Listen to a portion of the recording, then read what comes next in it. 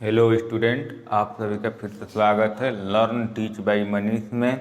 जैसे कि आप सबको पता है, हम लोग अप्लाइड मैथमेटिक्स फर्स्ट पढ़ रहे हैं और सारिक चैप्टर पढ़ रहे थे। इस चैप्टर में हम लोगों ने लगभग अब 80 से 90% पोर्शन को समाप्त कर दिया है। अब हमारे पास केवल 2 टॉपिक बचे हैं, 2 सारणिकों का गुणा और संगतता की कंडीशन। तो आज जो हम बात करने जा रहे हैं 2 सारणिकों का गुणा, कि 2 सारणिक हमको दिया रहेगा तो उसका गुणा कैसे करते हैं। ये अभी प्रश्न बहुत महत्वपूर्ण है, कई बार आया हुआ है, लगातार तो नहीं कह सकते हैं लेकिन कई बार आ चुका है। ठीक, तो आज हम लोग समझेंगे कि 2 सारणिक अगर हमको दिया हुआ है, जैसे एक सारणिक देखिए ABCDEFGHI दिया हुआ है और दूसरा सारणिक हमको 1 2 3 4 5 6 7 8 9 ये 2 सारणिक दिया है। इन दोनों का गुणा करेंगे तो कैसे होगा, क्योंकि हम A1 B1 C1 के रूप में भी ले सकते थे, अल्फा 1 बीटा 1, लेकिन वहाँ थोड़ा कन्फ्यूजन होता है। तो गुणे की बात की जाए, डिटरमाइन या सारणिक की, तो इसमें 2 तरह से गुणा होता है। रो टू रो का गुणा होता है और कॉलम टू कॉलम का गुणा होता है। ठीक, तो आज हम लोग जो बात करेंगे रो टू रो गुणे को केवल समझने का प्रयास करेंगे, क्योंकि एक को समझ लेंगे तो आसान रहेगा। दोनों समझेंगे, दोनों एक ही पैटर्न है लेकिन कन्फ्यूजन होता है। देखिए, अब समझेंगे कि रो से रो में कैसे गुणा करना है। जैसे रो क्या बताए थे कि देखिए ये वाली लाइन रो कहलाती है, सीधी सीधी। तो ABC जो है मान लेते हैं ये R1 रो है, DEF जो है R2 रो है, GHI जो है R3 यानी तीसरा रो है। इसी तरह इसकी बात करें तो 1 2 3 जो पढ़ रहा है पहले में पढ़ रहा है, तो यहाँ R1 अगर कर दिए हैं तो इसको R'1 कह देंगे, इसको R'2 कह देंगे और इसको R'3 कह देंगे। ठीक, तो ये तो रो हो गया। अब देखिए रो का गुणा कहने का मतलब हमारा क्या है कि कैसे रो टू रो गुणा होगा। जैसे अब यहाँ गुणा करेंगे 3 है और यहाँ भी रो में 3 है, तो क्या यहाँ पर कैसे तीनों आएगा। ठीक, देखिए समझना क्या है यहाँ पर। जैसे यहाँ ABC दिया हुआ है कि नहीं दिया हुआ है। ठीक, तो हमको इन तीनों में गुणा करना होगा एक बार। अगर रो का रो में गुणा करेंगे तो पहले रो से हमको गुणा करना है। ठीक, इस रो से इसमें भी गुणा करना है, इसमें भी गुणा करना है और इसमें भी गुणा करना है, तब जाके हमको 3 वैल्यू मिलेगी पहला रो का जो गुणा होकर मिलेगा। यहाँ पर पहला रो हमको प्राप्त होगा। ठीक, अगर बात करते कॉलम की, तो इस कॉलम से C1 से हमको गुणा करना पड़ता है, इस C1 में, इस C2 में, इस C3 में जब गुणा करते तो। ठीक, तो आप बस समझिए R1 से हमको पहली बार गुणा करना है। अगर पहला रो गुणा करने के बाद जो आंसर आ रहा है गुणा करने के बाद, तो पहला रो कैसे प्राप्त होगा, तो इसके पहले रो से इसके तीनों रो में आपको क्या करना है, गुणा करना है। ठीक, गुणा करना है। देखिए अगर यहाँ R1 यानी पूरा रो है तो R1 से गुणा करना होगा आपको पहले रो किसमें, R1 में। ठीक, ये पहला मान मिलेगा। फिर दूसरे रो R1 से फिर यहाँ भी गुणा करना होगा आपको किसमें, दूसरे रो में, तो यहाँ मिलेगा R2। फिर R1 से ही गुणा करना होगा यहाँ R3 में, तब जाके हमारा ये पहला रो पूरा मिलेगा। अब ये गुणा कैसे होगा इसका इस तीनों में, ये हम लोग अब इसके बाद पढ़ेंगे। ठीक, अभी पढ़ेंगे इसको।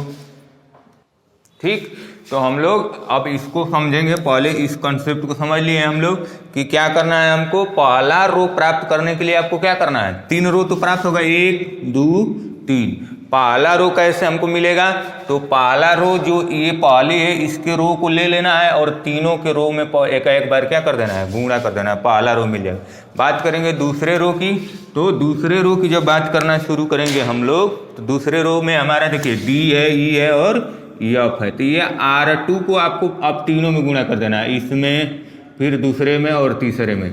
तो R2 का पहला में गुणा करेंगे तो यहाँ देखिए R2 हो जाएगा गुणे R1 हो जाएगा, फिर यहाँ R2 हो जाएगा, R12 हो जाएगा। ठीक, 1 2 ये वाले में, फिर इसे R2 से इसमें गुणा कर देंगे तो ये हो जाएगा R2 R13। ठीक, अब इसी तरह से आगे बढ़ेंगे। तीसरा रो हमको प्राप्त करना होगा, 3 ही रो मिलेगा, 3 कॉलम मिलेगा। तो ये पहला का 2 कॉलम मिल गया, दूसरे कॉलम का 2 रो मिल गया, तीसरे का, तीसरा ये बच रहा है। देखिए अब तीसरा में कौन है, GHI है यानी R3 है। तब फिर इस R3 से पहले में गुणा करिए, दूसरे रो में गुणा करिए और तीसरे रो में गुणा करिए। ठीक, तो यहाँ से देखिए R3 से इसमें गुणा करेंगे तो R3 गुणे R11, R3 गुणे R12, R3 गुणे R13। ठीक, ये हमारा पूरा सारणिक मिल जाए। अब इसी को हल कर देंगे, जो वैल्यू आ जाएगी वही हमारा इसके गुणे का वैल्यू होगा। इतना तो आप समझ गए हैं, ये यहाँ तक आपको कॉन्सेप्ट समझ में आया होगा, लेकिन जब इसको सॉल्व करेंगे तब अच्छे से समझ में आएगा कि हम कहना क्या चाह रहे हैं। देखिए कोई दिक्कत नहीं है। अब इसमें समझना क्या है, देखिए पहला जब गुणा करें हैं तो थोड़ा सा confusion, R1 R12 R1 R2 और R1 R3, ये वाला तो सेम रहेगा, यहाँ भी यहाँ भी यहाँ भी। बदल कौन रहा है तो ये तीनों बदल जा रहे हैं। अब दूसरी बार जब आ रहे हैं देखिए R2 बदलेगा, बाकी सब वही हो रहा है, R1 12 12 R13 13, यहाँ 11 यहाँ 12 12, यानी कि ये बार बार वही रिपीट होगा। आपको बदलते जाना, R2 आ जाएंगे तो R2 रख देना, यहाँ भी R3 में R3 रख देना, R3 रख देना, R3 रख देना। ठीक, तो ये आपका फार्मूला है, इसको नोट करेंगे तो कर लीजिए। अब इसको हम लोग समझेंगे कि अगर व्यवहारिक रूप से हल किया जाए तो क्या हो रहा है। ठीक, तो इसको नोट कर सकते हैं, आप स्क्रीनशॉट भी ले सकते थे। ठीक, स्क्रीनशॉट वीडियो को पीछे करके ले लीजिएगा। अब हम लोग इसको अच्छे से समझेंगे सॉल्व करके, ठीक, कि कैसे होगा।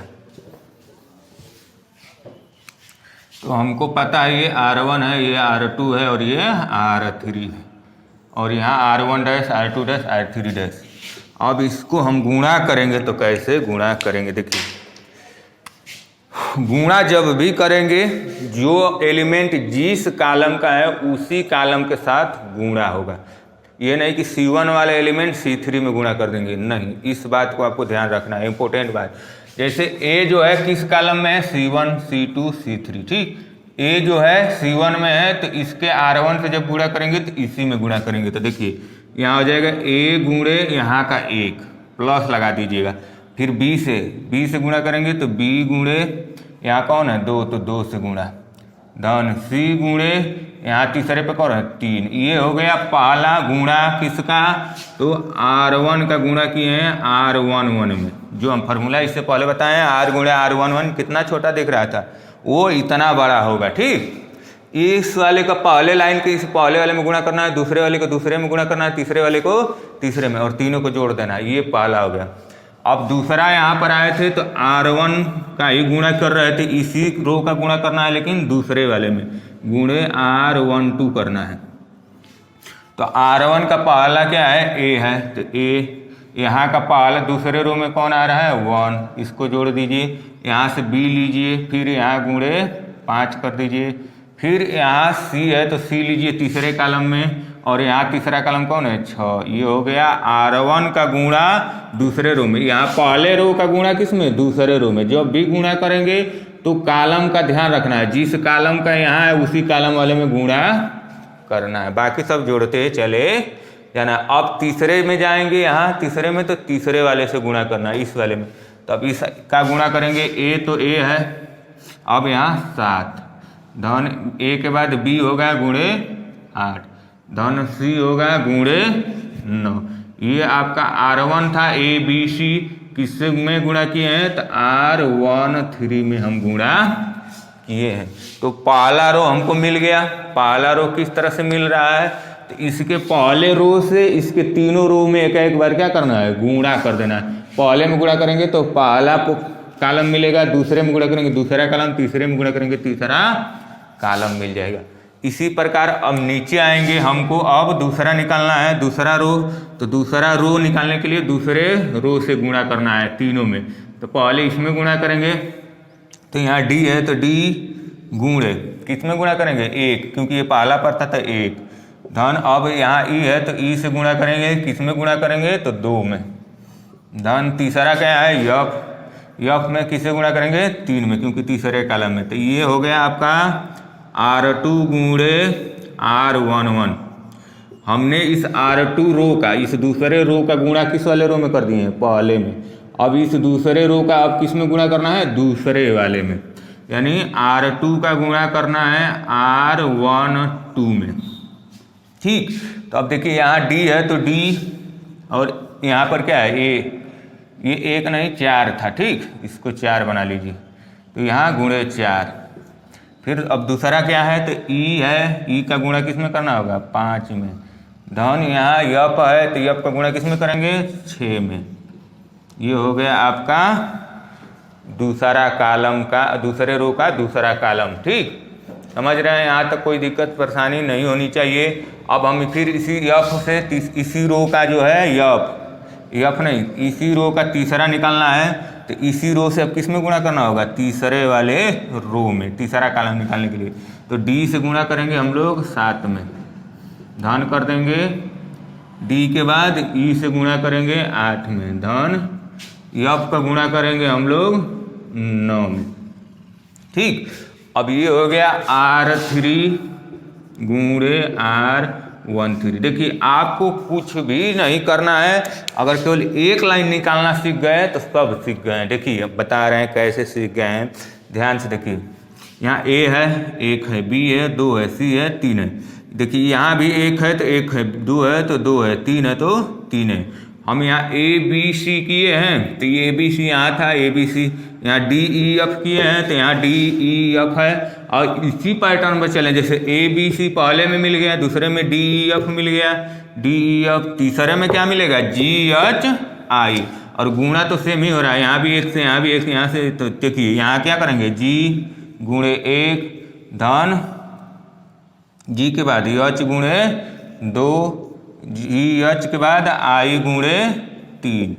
अब आगे बढ़ेंगे फिर वही चीज़, G हो जाएगा, G का गुणा कर देंगे किस में, 4 में, धन H, G के बाद H गुणे 5, धन I गुणे 6। इसी तरह फिर G गुणे 7, धन H गुणे 8, धन I गुणे 9। यही हमारा क्या हो गया, सारणिक तैयार हो गया, ठीक। तो ये हो गया आपका गुणन विधि, या कैसे गुणा करते हैं सारणिक का, ठीक। ये प्रॉपर हो गया मेथड आपका रो टू रो गुणा करने का। कॉलम में भी सेम यही करना है, इस कॉलम को लेंगे तो इस कॉलम में गुणा करेंगे, इस कॉलम में गुणा करेंगे, इस कॉलम में, तो तीनों रो आपको मिलता चलेगा। फिर इससे ले लेंगे, इसमें गुणा करेंगे, इसमें गुणा करेंगे, इसमें गुणा करेंगे, ठीक। तो उम्मीद करते हैं आपको समझ में आ गया होगा। अगर नहीं भी आया होगा तो एक बार और पीछे से शुरू से देखेंगे धीरे धीरे, तो आपको समझ में आ जाएगा कि कैसे गुणा किया जा रहा है, ठीक। सबसे ज़रूरी है कि पहला लाइन आप निकाल लेंगे तो सारी लाइनें निकल जाएंगी। देखिए यहाँ 1 1 1 हर जगह रहेगा, 2 2 2 हर जगह रहेगा, 3 3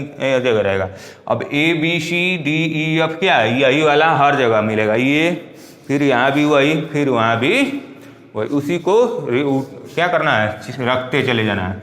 या एक तरह से देखा जाए तो यहाँ जैसे है सेम यही चीज़, यहाँ 1 2 3 पहली बार 1 2 3 हर जगह मिल रही है, ठीक। दूसरे में जा रहे हैं तो 4 5 6 मिल रहा है, 4 5 6। तीसरे में जाएंगे तो 7 8 9 7 8 9 7 8 9, ठीक। तो गुणन विधि आप अच्छी तरह समझ चुके होंगे। इसके सहायता से आप सवाल को लगाने का प्रयास कीजिए। इस सेशन में इतना ही, थैंक यू।